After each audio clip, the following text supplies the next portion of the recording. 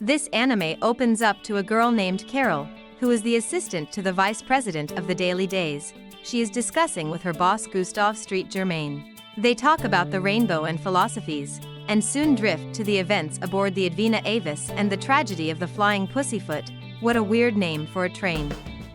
He presents several people as the main character in this event, such as Isaac, Miria, Lady, Cheslaw, and Luck. However, Carol states that Philo has the looks of a main character. In the next scene we see Philo's fingers being cut off, but they reattach themselves and the wound is healed. Seems like he is an immortal. Later on we see Gustavo Baguetta ordering his men to kill anyone that opposes them, even if they are from the Martillo or Gondayer family. Bartolo Runarada is pissed with Gustavo. He tells him to leave his war with the other families and focus on finding a certain someone known as Dallas Genord, the elder brother of Eve. We are taken back to 1931, and it is revealed that Gustavo killed Dallas' father and older brother. Luck and Philo discuss, and Luck confirms that Claire, also known as Vino, will be arriving the next day on the flying pussyfoot. Isaac and Miria will be on the same train too. Some men open fire on the store and Philo and Luck are gunned down, but we later see them alive, learning that they are immortals. Soon the flying pussyfoot pulls into the station and injured people troop out of it, with onlookers wondering what happened on the train. The flying pussyfoot is about to depart. An elderly woman is skeptical about it and claims that it will be bloody and a lot of those who survive will not be human. This anime is already giving off some horror movie vibes. Going back to the 1930 timeline, Isaac and Miria spend months mining gold. Soon they decide to rob a mafia establishment for money and escape on board a train. The robbery is successful and we see them boarding the flying pussyfoot. Things get more mysterious as the elderly conductor is kidnapped and his uniform stolen. Inside the train we meet Jacuzzi and his gang members, Donnie and Nice. They observe some people in black, but it is revealed that their target is not in the same place as those people. Isaac and Mariah notice some people on the train clad in white. They are led by a man named Ladd. Soon it is revealed that Senator Barium's wife and daughter are on the train, much to the senator's anger. There is an item on the train, which we soon learn is a new type of bomb. Jacuzzi becomes scared after he learns of the rail tracer myth, a monster that kills train passengers and makes trains disappear. The men in black are disciples of Master Huey and hope that their actions on the train will lead to his rescue or release. The older conductor on the train is revealed to be one of them. The older conductor points his gun at the young conductor and the episode comes to an end with the sound of a gunshot. Now in 1932, Eve Genord is standing out in the cold, thinking of her brother Dallas. We get back to the 1931 timeline and two men of the Runarada family arrive at the Daily Days office seeking for information on Dallas. It ends in a gun confrontation though. What's the difference between journalists and mafia members in this anime? Over to the 1930 timeline, Dallas beats a member of the Runarada family who was rude to him. Luck stops him before he can kill the man. Back to 1931, aboard the flying pussyfoot, Ladd says that it is time for the killings to begin and he tells Lua that he will kill her when he is done with everyone else. When Jacuzzi runs into him, Ladd recognizes his face from a wanted poster and tells Lua to go after him. Soon we see a man named Barnes kill a rodent and the rodent comes back to life. He is overjoyed that the experiment is finally complete. Eve and her servants go to the Daily Days to try to get information on the whereabouts of her brother. Philo and Misa go to a store to shop for hats. Back in the Daily Days office, they do not know where Dallas is, but they promise Eve that they will keep looking for him. The anime switches to the 1930 timeline again and Dallas and his crew beat up Barnes, but Philo saves him and defeats them. Philo tells Barnes to hurry and leave, but after some time Dallas and crew catch up to Barnes, beat him brutally and take the box he was holding. Back to 1931, in the train, there is a three-way standoff between the men in black, Nick and Vicky. Jacuzzi finally gets to where the conductors are and sees that they have been killed. Barnes' body regenerates and he sees Ennis standing over him. Aboard the flying pussyfoot, Ladd hears gunfire and rushes to the dining car. In Chicago, Placido is pissed that a couple of robbers stole from him. He decides to put out a wanted poster, but Ladd stops him.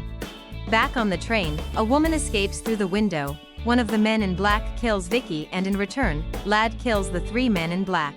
Ladd sees the senator's wife and decides to come back for her after killing all the men in black. Over to the 1931 timeline, we find out that Bartolo Runarada was lying about Dallas. Now in the 1930 timeline, Isaac and Miria meet Misa and Philo in a hat shop. Later on we learn that Isaac and Miria have committed 87 robberies in 2 years. That's an insane number for anyone to pull off. Soon we are introduced to Szilard, and he talks about having troubles trusting young people since Misa went mad. Szilard claims to have finally completed the elixir that can give immortality. In the 1931 timeline on the train, we finally see the rail tracker as it leaves a bloody handprint on the window. The next episode begins in a 1931 timeline with Jacuzzi crying and begging some armed men for his life. Back in the train, Jacuzzi surmises that the conductors were killed by the rail tracker. He tells Nice and Donnie that it is up to them to drive the rail tracer and the men in black away from the train. Now in the 1930 timeline, Ennis takes the now regenerated Barnes to meet Szilard, and he wonders why she didn't kill Barnes on the spot. Szilard devours Barnes by sucking him into his hands, a method that helps him to access Barnes' memories. Ennis is ordered to find the men that took the drinks from Barnes. Switching back to 1931, Bartolo Runarata threatens to kill Gustavo if he doesn't find Dallas. Gustavo decides to go to the Daily Days to get information. It is soon revealed that Dallas became immortal through the incomplete elixir, so while he cannot be killed, he will die from old age. Gustavo learns from the Daily Days that the Gondayer family are also after Dallas. He just needs to use Eve as a bait for her brother. Back on the train, the men in black begin to look for the woman that escaped through the window, but they are being killed by the rail tracker. The rail tracer has a mysterious design, looking like a red shadow. In the Daily Days headquarters, Nicholas is being chastised for giving out information about Dallas and endangering the life of Eve. The woman that escaped through the window is crawling under the car. She spots the rail tracer killing a man in black. The rail tracer whispers something into her ear, causing her to flee in terror. Over to 1930, Dallas and his boys try to convince Luck to help them in their revenge against Philo, but Luck refuses and talks down on them. When Dallas and his friends are thrown out, they leave the box containing the bottles in the room. Back in 1931 on the train, Czeslaw hides the senator's daughter in a storage closet. He begins to find the immortal on the train. The senator's daughter is later found by one of the men clad in white, but before he can kill her, he is killed by Chain. Jacuzzi and his gang finally come in contact with Lad and his boys.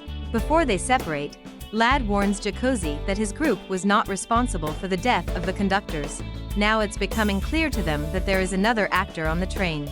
We are taken back to 1930 where Dallas swears revenge on Philo and the Gondayers. Over to the 1931 timeline, Eve is kidnapped by Gustavo and his boys. The scene switches to 1930 and we see Isaac and Miria being beaten by Dallas and his boys. They are saved by Ennis, who single-handedly beats the thugs. The Daily Days is thrown into a panic as Eve has been kidnapped. It seems that Nicholas has an ulterior motive. The president says that this incident will help them confirm if Dallas is truly immortal, and it is confirmed again that the assassin known as Claire will be on the Flying Pussyfoot. The year is 1711. Aboard the Advina Avis ship, a hooded figure devours a man by sucking him into his right hand. We go back to a day before and see an argument between alchemists on if Misa should be allowed to summon a demon. With everyone now in the room, Misa performs the ritual. A bowl of liquid appears before them and everyone drinks, granting them immortality. It is revealed that the immortals can devour each other and claim their knowledge, and if they want to find out how to make the elixir, they should ask Misa. Later on, an argument breaks out as Szilard wants Misa to share the knowledge with them, but the young man doesn't feel it is safe for the knowledge to be out there. The others support Misa, keeping the knowledge to himself. A hooded figure begins to devour people and claim their knowledge. Misa transfers half of the recipe to Greto, but soon Szilard devours Greto as he is revealed to be the hooded figure. As the others fight against Szilard, he is slashed into two with both halves falling into the sea. Knowing that he is immortal, they should have just searched for him and made sure they devoured him. The police brings in special agents to help them curb the robberies committed by a couple of robbers wearing weird outfits. These robbers, Isaac and Miria, have now stolen the fortune of the Genord family. Jacuzzi and his gang begin to look for the rail tracer while being wary of the men in black. Over to 1932, Eve is now with her captors, but they promise not to kill her. Gustavo unintentionally reveals to her that he killed her father and brother. Back in 1930, we are shown how Miria and Isaac take advantage of a sad Eve and steal the fortunes of the Genord family. Now in 1931 on the train, Several of Jacuzzi's gang members are now missing, so he orders Nice and Nick to find them. Jacuzzi and Donnie meet Isaac and Miria and begin to have a discussion about the train. Isaac and Mirai decide to find the rail tracer and just tell it to go home. Back in 1930, Dallas finally comes back home and is enraged that the family's wealth has been stolen. The episode comes to an end with Eve escaping from her Runarada captors in the 1932 timeline. The woman that escaped through the window is revealed as Rachel. In 1932, she is now in the Daily Days office narrating the train incident to Nicholas. She reveals to them that indeed there was a monster on the train. The rail tracer is no longer a myth. Over to 1931, Ladd and some of the white suits arrive at the conductor's office and see their dead bodies. Ladd is impressed with the level of gore that happened here. Ladd hopes to find the murderer soon, as he will be happy to kill such a person. Through a flashback, it is revealed that the young conductor is now the rail tracer. Over to 1932, Rachel continues to narrate what happened and she states that the rail tracer was wearing a conductor's uniform. The president thinks that Vino, an elusive assassin, is the rail tracer. Vino is regarded as one of the Gondayer brothers. The next scene is the train's arrival in New York and we see Vino tell his Gondayer brothers that they should refer to him as the rail tracer. Back in 1930, we see how Szilard injects Dalash and his boys with the incomplete elixir. He decides to use them to retrieve the box from the Gondayers. Dallas and his thugs open fire on the Naders, using their immortality to retrieve the box of elixir. Over to 1931, we see Cheslaw telling Ladd to kill everyone on the train, while Vino watches in the background. Senator Barium informs Huey in prison that his disciples have hijacked a plane. Huey tells him not to worry, that the Men in Black's plan will fail. We also learn that Chain is Huey's daughter. Cheslaw reveals that he has smuggled some explosives on the train. Surprisingly, Ladd refuses Cheslaw's offer to kill all the passengers, instead killing Cheslaw with his shotgun. I didn't see this coming at all, but it is in line with Ladd's character. Over to 1932, Gustavo thinks that the Gondayer family rescued Eve. Eve soon meets Elian, who reveals some information about Dallas to her. Back in 1930, Isaac and Miria make plans to rob a mafia family. Dallas and his gang walk away with the box, unknown to them that Isaac and Miria are watching them. They attack Dallas and his crew, stealing the box from them, but Ennis sees them as they run away. Now in 1931, Cheslaw regenerates from his head being blown off, and in 1932 Aline and Eve arrive in the Gondayers' house, but before they can discuss anything, Gustavo and his men open fire on the house. At the roof train, Chain has a face-off with Nice and Nick. Ladd climbs the roof and joins them. A short fight ensues between Chain and Ladd, but a signpost sends Ladd flying several cars backward. Over to 1932, Gustavo shoots the Gondayer brothers, but they all come back to life. We are taken back to 1930 where Isaac and Miria are pissed to find only liquor inside the box. Commotion breaks out when Isaac is mistakenly shot, then Ennis finally sees Miza. It is Philo's promotion party. He asks Miza about how Wound was able to heal so fast, but Miza doesn't respond. Over to 1931, Goose tells the Men in Black to kill both Chain and Ladd, but Ladd finds out about it. As Cheslaw sits down, the rail tracer joins him on the seat and Cheslaw is clearly intimidated. The rail tracer begins to tell Cheslaw things he knows about him. The rail tracer begins to torture Cheslaw, and Rachel sees a bit of it. At the roof of the train, Chain and Ladd begin their fight, before Claire interrupts them. It switches over to the 1930 timeline, where Szilard finally meets Miza. Miza is scared for his life and tells his associates to run away. The associates open fire on Szilard, who resurrects and kills them all. Now in the 1931 timeline, Claire tells Chain and Ladd to continue their fight, stating that he will kill whoever survives. His audacity is off the roof. In 1930, Szilard and Miza fight. Philo learns the truth of the elixir from Ennis, and he also learns that Ennis is an artificial human made by Szilard. When Szilard opens the box, the bottles of the elixir are missing. Over to 1931, the rail tracer, knowing that Cheslaw is immortal, decides to torture him beyond what he can bear. Now in 1932, Bartolo wants the Gondayer brothers to join the Runarada syndicate, but Luck rejects the offer and also refuses to state the whereabouts of Dallas. Back in the Flying Pussyfoot, Rachel rescues the senator's wife and daughter and later on rescues Nick and Nice. But as she escapes, she is shot on the leg. A bomb explosion stops Spike from killing Nick and Nice. In the 1930 timeline, Dallas and his thugs announce that they have severed ties with Szilard. The Gondaer brothers shoot Dallas and his boys, but they are now immortal and they get up again. As Szilard interrogates Mysa about the elixir, there is a distraction that allows Mysa to escape. Now in 1931, Miria sees Czeslaw's hand hanging under the train, and together with Isaac they save Czeslaw, who now realizes that Isaac is the other immortal on the train. Claire tells Lad that he will kill him as a revenge for the old conductor that the white suit members killed. Inside the train we see Nice and Nick attack the men in black with several smoke bombs. Back in 1930, Isaac and Miria steal Szilard's car and run it over Dallas and his gang.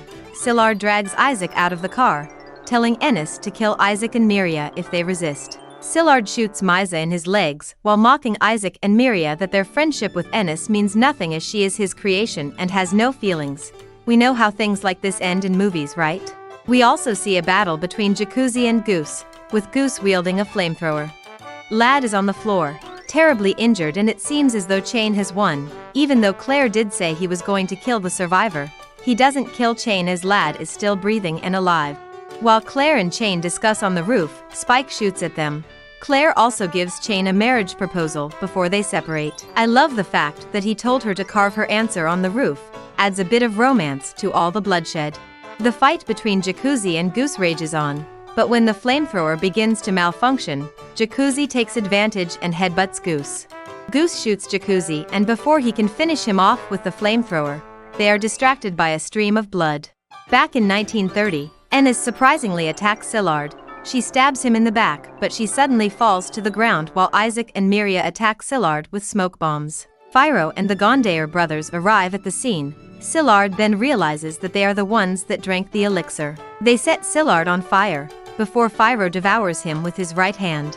Now in 1931, Jacuzzi throws Goose off the rooftop. Isaac and Miria save Czeslaw from being killed by the rail tracer. Jacuzzi, Nice and Donnie reunite while Isaac, Miria and Czeslaw also have a discussion. Back in 1930, Philo uses the knowledge he got from devouring Szilard to save Ennis. We later learn in 1932 that Dallas and his gang were thrown inside the Hudson River as punishment for their crimes since they cannot be killed. This is crazy as they will keep resurrecting and drowning all over again. Eve is sad to find out what happened to her brother, and she agrees with Bartolo trying to save Dallas from the river, even if it's just for some experiments. The anime comes to an end as we see Isaac and Miria walking the street in modern clothing. The year is 2001.